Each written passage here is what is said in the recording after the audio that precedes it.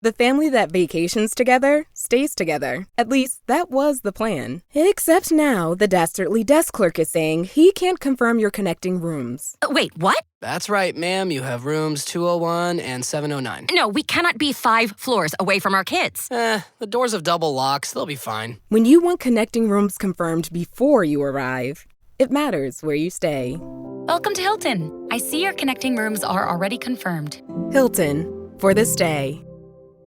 Wish you could become a morning person? You know the type, up before the sun, early morning runs, first one to the office with donuts and a smile. How do they do it? Easy. With the new Galaxy Watch 8, sleep tracking and personalized insights from Samsung Health help you improve so you can wake up to a whole new you. One who, dare I say it, skips the snooze?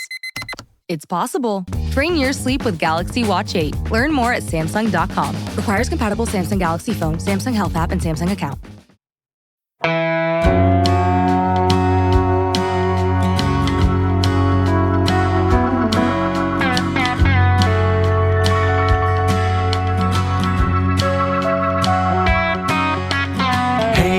Hey, where you been? Buckeye Talk is about to begin. Hey, come on in.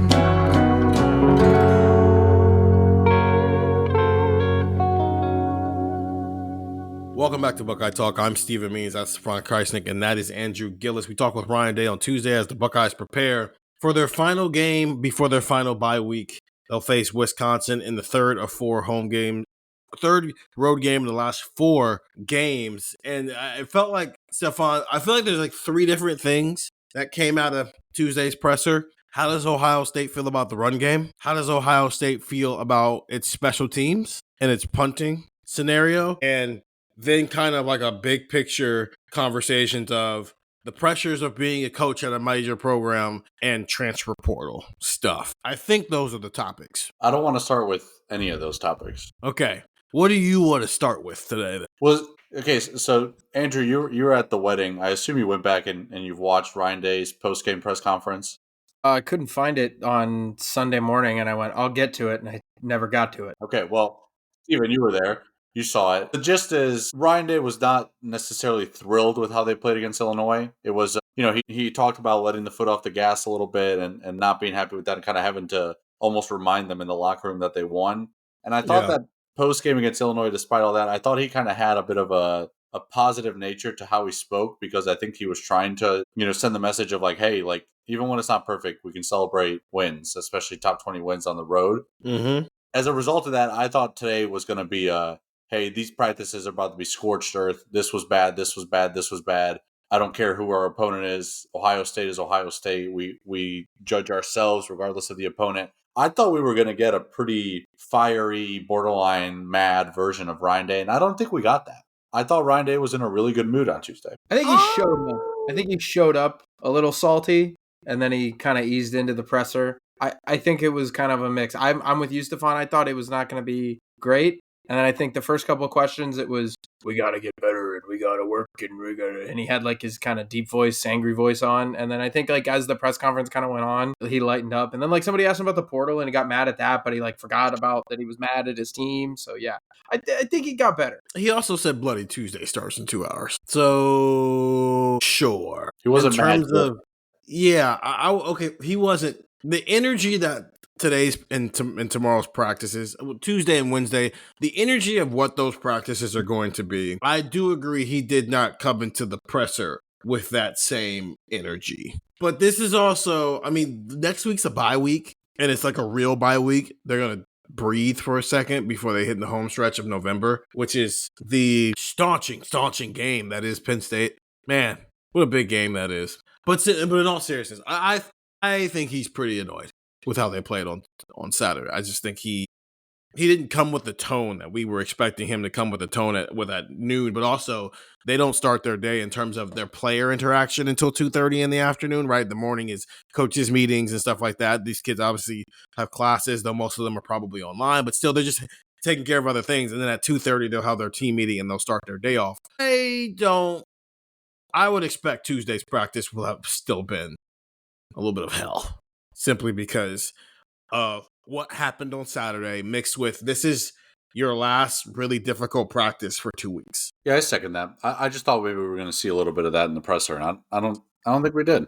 You thought he was going to call some more players? I thought he was more fiery post game after beating Minnesota 42-3 than he was really at any point post Illinois, including Tuesday's presser. He also he's doing this thing lately where he's going out of his way to make sure he compliments the opponent. He did that last year. I He know, said that but Purdue was better than their record looked, and they were idiots to a level beyond comprehension. And you don't have to do. I don't think you have to come on here and trash your opponent. In fact, no one's ever going to do that. But I also don't think you have to act like Wisconsin isn't in a rough place right now. Now, I do agree Wisconsin's going to come out here and play hard. I'm just not sure what it's going to get you because I think there's a talent gap. There's a Fickle aspect to this too. Yeah, you do respect Fickle and whatnot. Okay, so yeah, he wasn't the on-edge Ryan Day that maybe we were expecting. What did we think about how we talked about the run game, though? Because I felt like the vibe was, I'm not that upset with the run game. I think that's part of what surprised me a bit, right? Like he talked about the running backs and, Steven, you had asked about different situations to use the running backs and whatnot, and he kind of talked about just, wanting versatility in that group, right? Like when CJ Donaldson's on the field, they don't want you to know it's just a run. When Bo Jackson's on the field, they don't want you to know that it's a pass, whatever it may be.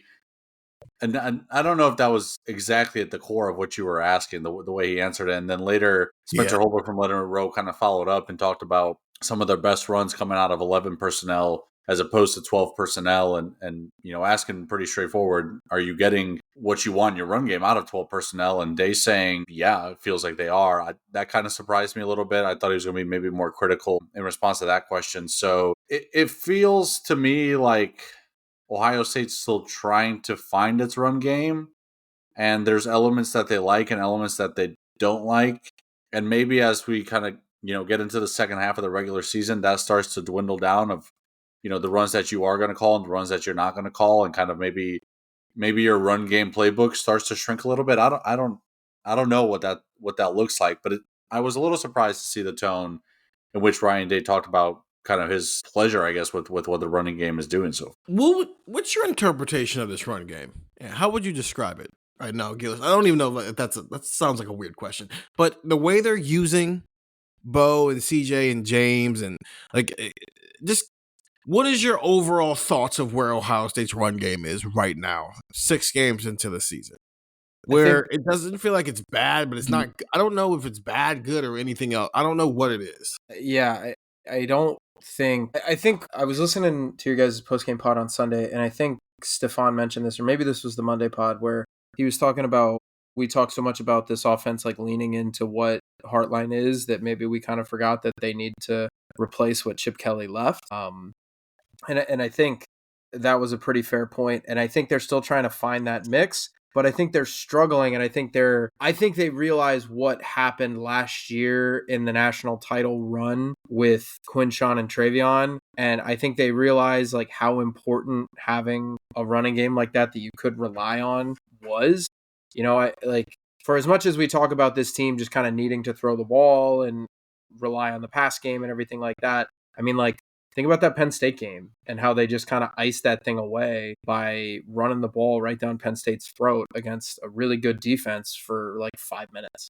And I think they're still trying to find that mix. And I think they're a little frustrated. Like, have you ever gone to the gym and started working out and then you stop working out for a month and you go back and you can't lift as much as you used to? You're pissed. Right? If you can't bench what you did 2 months ago, you throw that same weight up there and you try to get it up and you're frustrated that you can't do that, even though you just did it last year, even though there's a valid reason. You were sick, you were on vacation, you were doing whatever, you've been out of the mix for a while and now you can't do it. And I think they're finding frustration in that and they're trying to get back to that. So I think they're just not going to be as good as they were. We were saying that coming into the year, I was bringing it up, I don't care if James Peoples and CJ Donaldson are really, really good. You just lost 2 top 40 NFL draft picks at running back.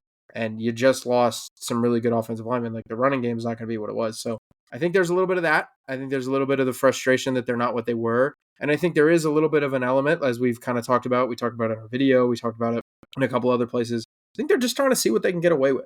I think they're trying to see how much they can push the envelope on the run game and try to run the ball a little bit before they get to the stretch run. Because I do think at some point they're going to let this thing go and they're going to uncork the offense and, just kind of throw it all over the yard and really kind of open this thing up. But I think before then they want to get as good as they can at everything else. And I think they're probably running into some frustration like that. So yeah, it's an evaluation that's hard, but I don't think it's going to be a run game that you're going to be able to rely on to win you a game, to salt you a game away. And we'll see kind of how this evolves here over the next couple of weeks, I guess. Counterpoint. I think this run game can be every bit as good as last year's was. And I'm sitting here on my drive home from the Woody, and as we're trying to talk through this, I've reached my conclusion. Let's just say Penn State didn't fall out and just fire its coach. Let's just say that game was still on track to be, at worst, number 1 versus number 9 game. Regardless of, right, this is still a big game. Everything that we thought it was going to be still exists. How many carries does Bo Jackson get in that game? I'd say around 10 to 12. Yeah, I was going to say 12 to 15. Because I think that's the game where you stop screwing around and it's like, hey, I understand we have the 3-back rotation, but we need Bo. Like, Bo's our number 1 back. We need him. Bo Jackson got 17 carries in his first ever road Big Ten game. So I would have been with you. Yeah, probably 12 to 15. I think they were right. I think they're ready to give Bo Jackson the ball 20 carries in games that matter. I don't think Bo Jackson is completely healthy. And it's throwing off things. Because remember, Stefan, he didn't play for a lot of that second half, which is why Ryan got asked after the game, hey, if the game would have been closer, would you have had Bo out there more? He said yes, and he also said on Tuesday that Bo was ready to go. Okay, sounds good. The problem is that Wisconsin's you're not going to need 20 carries out of Bo Jackson. You might not even need 12 carries out of Bo Jackson on Saturday. But I don't think there's a problem with the run game from a scheme or coaching standpoint completely. Do I like the fact that they keep running I formation? No, but they're going to do it. So it is what it is. And all the multiple tight end sets. I think what's missing from this run game right now is Bo Jackson. Because I almost want to go rewatch the Illinois game and go, what would that carry have looked like if Bo Jackson was carrying the ball instead of CJ Donaldson or James Peoples? What would that carry have looked like if it was Bo Jackson carrying the ball instead of CJ Donaldson or James Peoples? Bo had 10 carries on Saturday. I wonder what this Bo Jackson carry, how much it would have gotten if CJ Donaldson or James Peoples would have been carrying the ball in this situation. I think sometimes just having a better player might fix the issue. And maybe this is an oversimplification of what's happening with the run game, but we are 6 games into this. Who would you say is the best at reading a hole and hitting the hole? Bo Jackson. Who would you say has the highest upside to have an explosive run? Who would you say in the pass game can take a check down pass and go 15 yards for a touchdown? So if the answer to everything is Bo Jackson, maybe that's just what it is right now. Is Bo Jackson might not be 100% healthy. He's 18 years old. These are the first 58 carries of his college football career, and you cannot kill him, and it's October 15th as people are listening to this podcast. So maybe Bo fixes all. But until you play a game where you need to give Bo Jackson 20 carries, there's no reason to give him 20 carries. The good thing about Quinshon and Travion is they never had a game where they had to have 20 carries. The most carries Quinshon had last year was 17 against Oregon in the Rose Bowl, and then he had 15 against Northwestern. Andrew, you mentioned the Penn State game. Even that game, he only carried it 14 times. Travion Henderson had more than 11 carries in a game once, and it was against Notre Dame in the national championship game. His other times being above 9 carries, he had 11 against Iowa, 11 against Northwestern, 10 against Western Michigan, 10 against Oregon in the regular season, 10 against Nebraska, Penn State, Michigan, and Tennessee. Like they never had to, hey, here's the ball, Travion. Hey, here's the ball, Quinshon, because it was 2 of them. There's not 2 Bo Jacksons this year. There's a Bo Jackson, there's a 1,000-yard career rusher in CJ Donaldson, who's fine. He's not great. He's fine. And James Peoples, who is maybe not quite yet what we thought he was going to be. So right? Go ahead. I was going to say, you say, there's not a second option like that, like there was last year, right? With Travion and Quinshon. No, this isn't meant as like disrespect to Bo, I don't think there's a Travion or a Quinshawn this year. I don't think Bo is as good as either one of those guys was last year. Sure, because they're older. And but they're third-year guys. The question is, do you think that Bo Jackson is as good as Travion Henderson was as a true freshman in 2021? If he had the opportunities that Travion Henderson got. As a matter of fact, I'll just look it up. They're probably similar. I'll say that if you gave Bo Jackson, Travion Henderson in 2021 got the ball 183 times, carries, and he turned it into 1,248 yards and 15 touchdowns. That's 6.8 yards per attempt. Do you think that if we lived in a world where they just decided to give Bo Jackson the ball 183 times, he could have 1,248 yards and 15 touchdowns this year? He could be in the ballpark. Probably. They had a stat on the broadcast that I was watching where it was like the most rushing yards in Ohio State freshman history. I think the three were Henderson, Dobbins, and then it was Henderson, and then Claret. Yeah. So it's like, I think you can certainly put yourself in that mix if he was the bell cow. Let's give him the ball 18 to 22 times a game.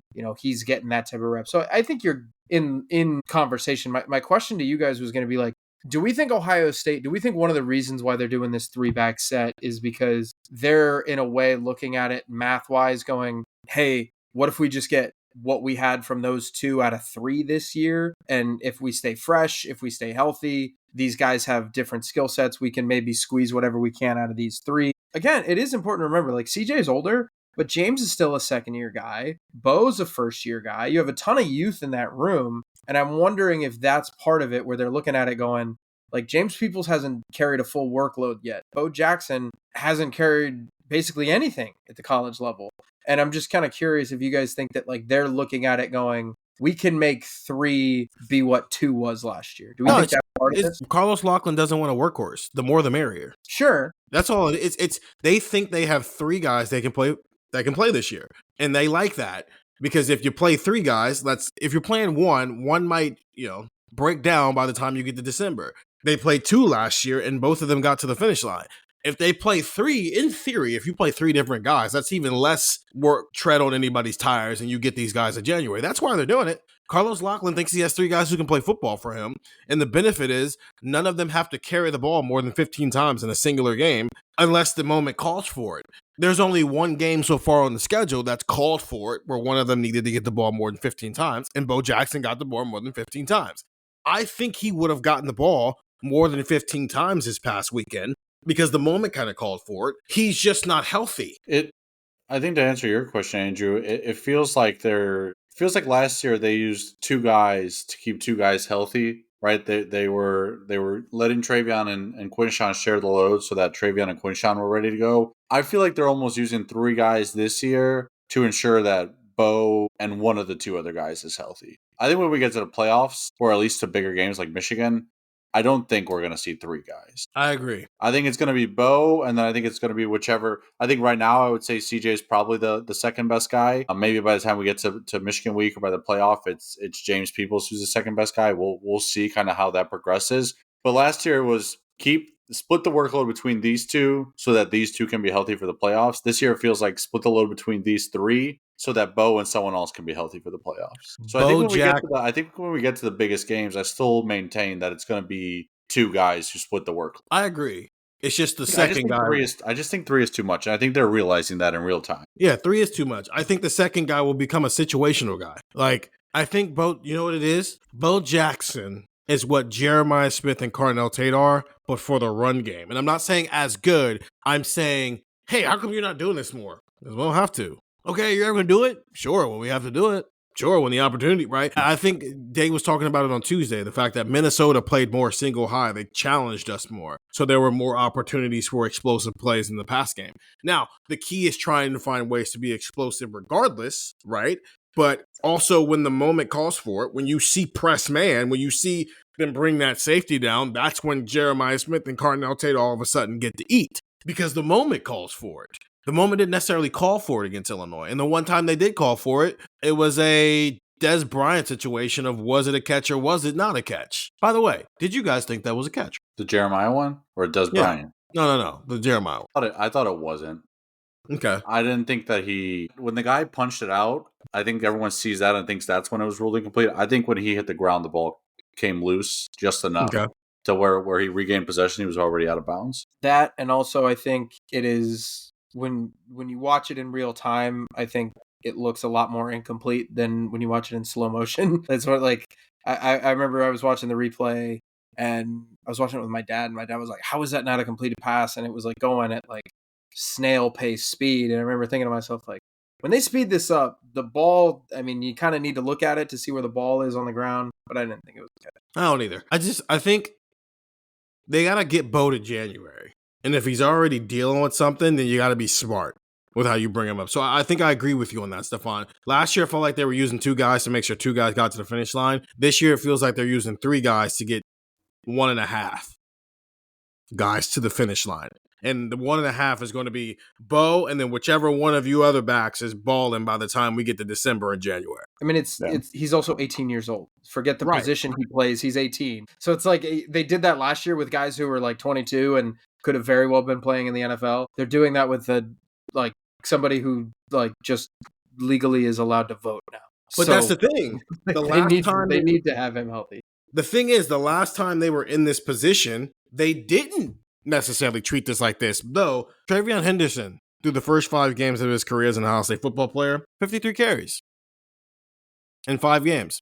Bo Jackson, 58 carries in 5 games. J.K. Dobbins got the ball like 31 times in his first ever career game as an Ohio State football player against Indiana in 2017. So this is new. This side of, he's 18. Hey, how about we not kill him in year 1, right? Like Travion Henderson was already starting to break down by the end of his true freshman season when he got the ball 183 times carrying it and plus another 27 catches. So new world, right? New things to think about, new updates and physical health and all those different things. Bo Jackson's got to play 2 or 3 more years here. So you can't have him breaking down game 6 of potentially 50. And how would you compare Stephen Mayan Williams and Master Teague to James Peoples and CJ Donaldson? Because those were the other 2. These 2 are better, but I think the gap between those 2 and Bo in terms of ceiling might be the same in terms of those 2 and Travion versus in terms of ceiling. But I also think that these 2 are better than those 2, if that makes sense. Yeah, I get what you're saying. Yeah, Travion had 183 carries and 27 catches. So he went over 200 touches. Mayan Williams, 71 carries. Master Teague, 67 carries. They both really weren't a huge factor in the they were in the receiving game. In the receiving game, they weren't. But that's kind of the split that you're talking about, where 2 and 3 were basically the same, and then there was a clear 1. Yeah, and but the thing is, it took some time there, right? Travion only got the ball 3 times against Minnesota. He got it 12 times against Oregon, and then he had the Tulsa game where he had 23, and then he didn't have more than 10 carries again until Maryland 3 weeks later, and then Penn State. Penn State is the one game where they actually truly used Travion as a workhorse in his career, and it was 28 carries for 152 yards and a touchdown plus a 7-yard catch. I think if Penn State was still normal, that would be, okay, that's Bo Jackson's workhorse game this year. Because I don't think they're going to do that against Michigan. Travion got the ball 17 times against Michigan. But I think if I was looking for the game where it's like, if Bo Jackson is going to have more than 25 carries, what game would it have been? I would have projected the Penn State game coming off of a bye week. Penn State's imploded. So now you no longer have to give him the ball 25 times. That was 25 minutes on the run game. One counter. What if at some point Ohio State says, hey, we have to treat a game like a real game before we get to Michigan, looking at how the schedule has unfolded? And what if against Penn State, at least in the first half, they go, hey, this is what it's got to look like against the best opponents? Yeah. I mean, in terms of the entire offense? First half against Penn State, Bo has like 15 carries, and then we don't really see him much in the second half. I mean, that wouldn't shock me. That wouldn't shock me if the entire offense game plan was playoff game plan in the first half, where it's, okay, Bo Jackson's running the ball. CJ Donaldson's probably still your short yardage back, but you're attacking in the passing game, and Bo Jackson is trying to be explosive in the run game. Yeah, I think the Penn State game still might end up being that because it's 2 weeks from Saturday, and guys are going to be more healthy. We have to do it eventually. You can't just expect that to turn on in December where you get on the field with Indiana. And you could still, the thing is, we look at the Penn State matchup and say, okay, whatever. Like, I think Ryan Day and the staff are going to turn on the film and see talent and be like, hey, we got to be ready to go. Yeah. Yeah. It stopped mattering from a narrative standpoint, but in terms of X's and O's, I mean, Penn State's still Penn State, right? That defense is still going to be pretty interesting, even if things have kind of gone down the haywire. Okay. That was 25 minutes on the run game. Let's take a break and discuss everything else Ryan Day had to talk about here. This episode is brought to you by Nespresso and Samra Origins by the Weekend Coffee Collection. Introducing Samra Origins. My collaboration with Nespresso is a connection to my roots, to my mother, Samra. Coffee that hits the right notes. It transports you. Crafted with unique notes and bold soaring flavors. Experience a taste that moves you. Nespresso and Samra Origins. Discover more at Nespresso.com. Purina believes no one should have to make the impossible choice between their own safety and their pets. But nearly half of domestic abuse survivors delay leaving because they can't bring their pets with them. Through the Purple Leash Project, Purina is helping create more pet-friendly domestic violence shelters so survivors and their pets can escape and heal together. Visit Purina.com/purple to learn more. Big news. Sephora is now on Uber Eats. So if you find yourself facing a beauty emergency, like needing a last-minute gift, or you're just out of your favorite mascara, again, don't panic. We got you. Order now and get $10 off on Sephora orders of $50 or more on the Uber Eats app. Order now. Offer ends October 30th. One order per customer. Additional terms apply. See app for availability. Delivery fees may apply. This episode is brought to you by Indeed. When your computer breaks, you don't wait for it to magically start working again. You fix the problem. So why wait to hire the people your company desperately needs? Use Indeed's sponsored jobs to hire top talent fast. And even better, you only pay for results. There's no need to wait. Speed up your hiring with a $75 sponsored job credit at Indeed.com/podcast. Terms and conditions apply. We're back here on Buckeye Talk. Stephen Means, Stefan Krajisnik, and Andrew Gillis after talking with Ryan Day on Tuesday ahead of Ohio State's game against Wisconsin. Gillis, hold off on the recruiting thing you asked today because that is very interesting, and I know some of it, a lot of that was shaped around, hey, should Ohio State go raid Penn State's recruiting class? So save that conversation. You and I are going to do a recruiting pod Penn State week where we're going to dive into that plus a bunch of other things. What did I say the topics were? Run game, transfer portal. I don't remember what the other. There was something big picture. James Franklin getting fired. Oh, yeah. Which is, I guess, pressure I on don't know. coaches. Yeah, I don't know. It's those. I feel like both of those are first world problems because Ryan Day is not wrong. They are impacted by the fact that the transfer portal window is what? It's the 12th through the 16th now. If I have those January 2nd correct. through the 16th. 2nd through the 16th. Okay, so those 2 weeks that it's open is going to be unfortunate for a team like Ohio State, who we're expecting to still be in the college football playoff race at that point. Listening back to it, I really liked the way that Ryan Day presented it, where he was like, I've been saying this, nobody's listening to me, and he basically was, without saying he it, literally said it's falling on deaf ears. Yeah, but Like, he essentially was like, listen, we want this to be a problem for us because it means we're constantly getting there, but without directly saying it, he was kind of like, listen, there's gonna be a year where we don't make it to the semifinals, and we're about to go ham in the transfer portal, and there's gonna be a team like Texas that makes the semifinals, and it's like, wait, this isn't fair. Why is the window like this? And he's gonna be like, I told you. When we were winning, I told you, and no one wanted to listen, and here's a down year for us, and now you guys are all screwed. Okay, sure. You love the little guy. You want to help the little guy as much as possible. Don't do that. No. I just think there's no perfect transfer portal window. Yeah, there is. No, there's not. It's at the end of the academic school year when every other student finishes. You're saying the first 2 weeks of May you would want the portal? Yes. Yeah. But then what you'll get is a bunch of college coaches complaining about the fact that the value of what those spring practices, right? When I say there's no perfect window, there's no window that would make everybody happy. Is what I mean. Recruit high school players. Yeah, says the man who's alumni who has been raiding the transfer portal for 2 straight years. Well, listen, yeah, the Indiana James Madison Dukes. But seriously, to Stefan's point, what I'm saying is there's no perfect window, but there's also a tough. that you can have the reaction of anybody who would say why this window isn't perfect. I think this window sucks if you root for Ohio State. I think this window sucks if you root for Georgia, if you root for Texas, if you root for Alabama, if you root for Indiana apparently now. And if you are a team where making the playoffs should be your floor, this window sucks for you. Unfortunately, that is a small percentage of college football. Yeah. Whose floor is playing in a 12 teams make the playoff, and there are 136 FBS programs. So it's one of those things where I hear Ryan Day. He's not wrong, but he's also speaking from, it's almost like it's a first world problem for him. Who is the most important transfer, Steven, in the last few years that Ohio State has lost? Look, Kyle McCord transferred. Like, I get that. But like in terms who of is the best crap, I can't believe we lost this guy transfer. I mean, Jamison Williams, and he left after the spring. And he left after the spring, and that was also like 6 years ago.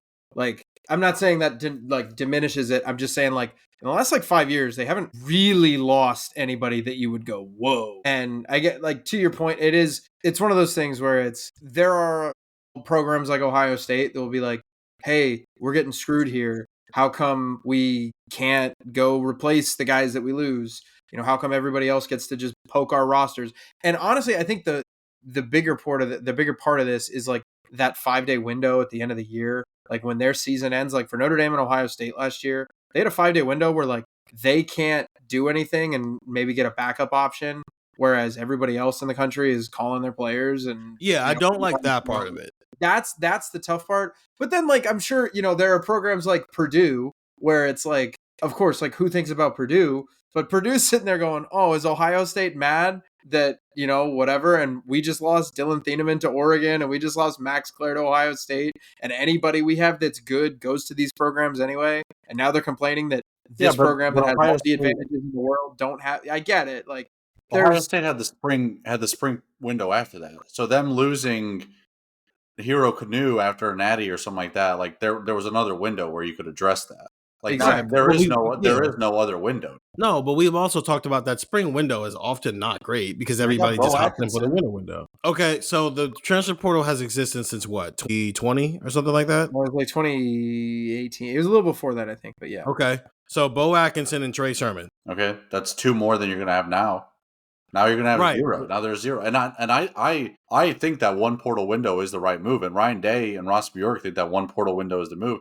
I think Ohio State is presenting this in a way of it looks like it just affects us because we're the best team. I think Ryan Day is very indirectly saying that this impacts everyone else, and they're maybe not realizing it because this in theory is supposed to help with maybe with parity because a team like, let's say Missouri, they're a decent team, right? But we don't think they're going to make the semifinals. They can get somewhat of an edge in the transfer portal, but let's say Missouri has a good 2026 season and they make a run to the semis, and they're a team that relies a lot on the portal. Well, it's going to be really hard to have 2 good years consecutive. Yeah, but he also said that this is good for most of college football. Yes, because every year you're going to have 132 teams that most as in majority. It's not always going to be the same 132 teams. It's going to rotate, and every year there's going to be a new team that enters the mix that realizes that this is not good. I mean, you could also just not win football games, and then you never have to worry about it. I mean, you could, but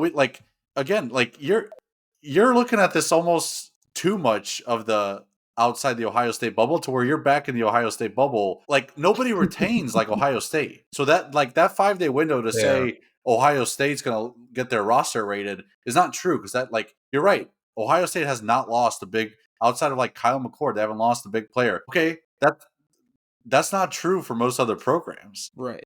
Yeah, this is one of those things where we were talking about this right afterwards. This is one of those things where I think Ryan Day is right. I don't know if Ryan Day is going to get a lot of sympathy or a lot of agreement from other teams because if I'm Louisville and I'm sitting there and he's saying, do you know how bad we have it at Ohio State when we can't do this, blah, blah, blah, blah, blah. You really think the Cardinals are going to sit there and go, you know what? Maybe we should have, you really think the Virginia Cavaliers after maybe a run to the ACC championship game this year, you really think they're sitting there being like, yeah, you know what? So Ryan, I want to be I'm speaking out of both sides of my mouth here. I think Ryan Day's right. I think Ryan Day has a point.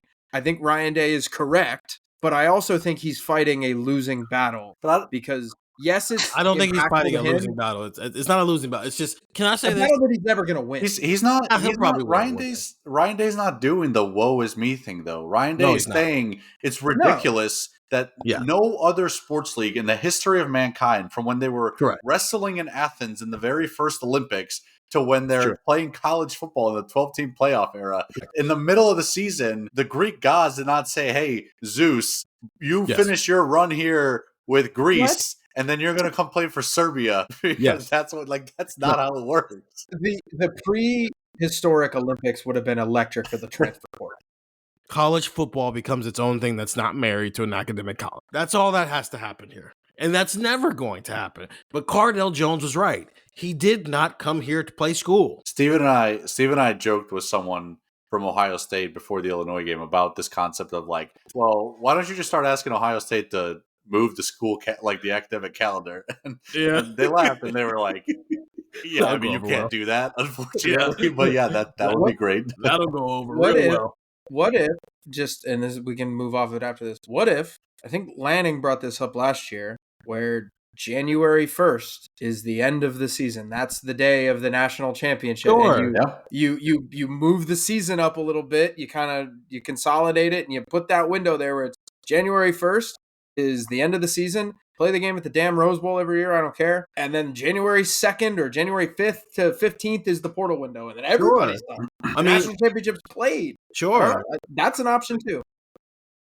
But again, like college football seasons are a lot of times married to when school starts. There aren't a lot of schools like you be married to when school starts. Not really, because if you move, because you know what they're going to do? If you move it up to, January 1st is the national championship game. Okay, then everything else is going to move up a month, which means the season is going to be there's cause and effect to all of these different things. Some of the sports start before the school year begins. If I'm not mistaken, volleyball starts the weekend before. Golf starts like August 1st. Yeah. I don't think that would be college football. I didn't say the Olympic sports. But but the Olympic sports can legally do it, so can college football. Yeah.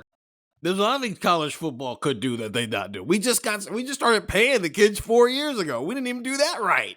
So you think they're gonna do this part of it right? Then there's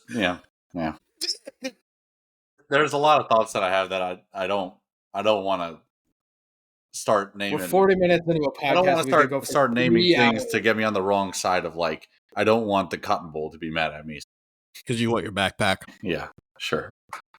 But okay, the moral of this is Ryan Day is not wrong, and it might take some schools to be on the other side of that coin to see it from that perspective. And if enough get on that other side of the coin, they're going to probably be talking just like Ryan Day is. And it's not about whether he's going to get sympathy for it or not, because it's not a woe is me thing.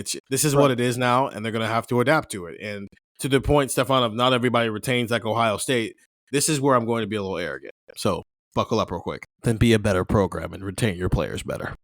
And you know what? I think I have said that exact statement before. In fact, I know I have. And I know I have because I said, and in 2 months, when we're having this conversation again, remember that. Retain your players better. Because that is part of college football now. Who can retain their roster the best? Ohio State retained their roster better than anybody in the country in 2024, and they won a national championship. They retained their roster better than anybody in the country, plus added a few pieces here or there, and now they're right back into the mix of potentially winning a national championship. So, like, you're not doing something as well as Ohio State's doing it? Well, that's why you're not the reigning national champions and the number one team in the country at 6-0 and look like you're an unstoppable juggernaut, even though you're not even trying. I think one more element that's interesting to this is going to be coaching searches. If Penn State wants Cignetti and he leads Cignetti to the semifinals, or let's say the championship game, you can't expect Cignetti to overhaul Penn State's roster in year one. He can, now, again, that 5-day window, so he could bring a lot of Indiana's players with him if he wanted to do that. But a lot of Indiana's best players are probably going to the NFL draft after this year. Maybe he takes a handful. If he walks into Penn State's doors on January 20th, what's that roster look like? And the portal window's closed. Like a rebuilding year. But that's also why Penn State fired James Franklin now versus December, right? Yeah, but even if they have Cignetti lined up tomorrow and it's signed, what are you going to do if he's coaching until January 19th? Tell him to lose. Good, yeah. Good, do that. Yeah, certainly would do that. Certainly would be a decision.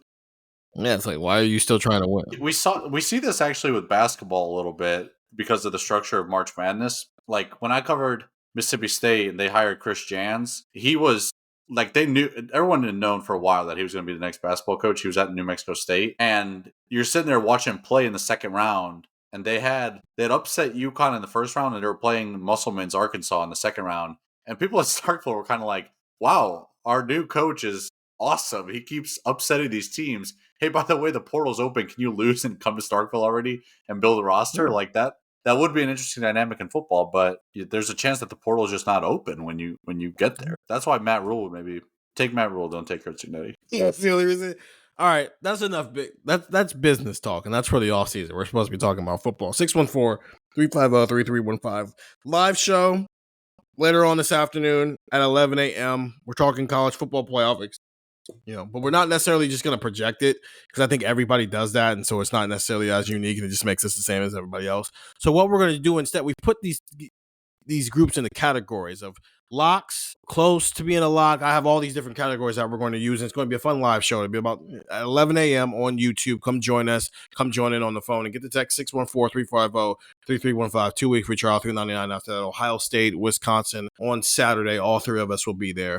For Stefan Krajisnik and Andrew Gillis, I'm Stephen Means. Talk to you guys later.